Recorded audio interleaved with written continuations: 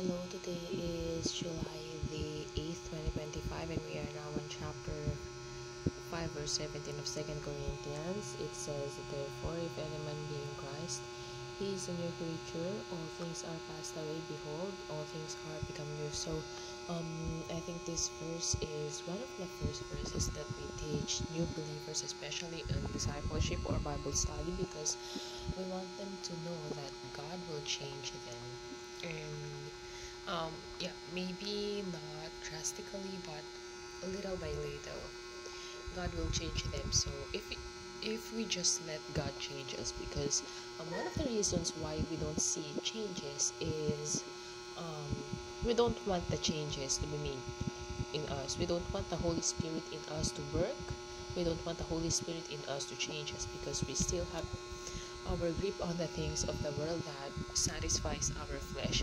So if that is the case, let us be reminded of this verse, that we should be submissive to the Holy Spirit. We should be guided by the Holy Spirit, and we should let the Holy Spirit do the wonders in our life. And so if we just let the Holy Spirit work in us, we will be blessed, we will be changed, and we will be a better person for the Lord. So I think that is one of the benchmarks. Benchmarks are one of the identifications of a Christian. It is a changed life. So a lot of lives were changed by the Lord our God, and the changes were beautiful.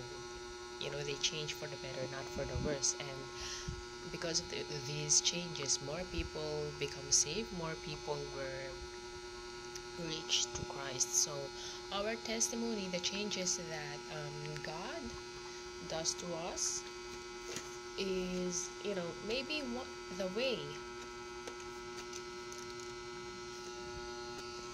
So I think that's it for today. Thank you.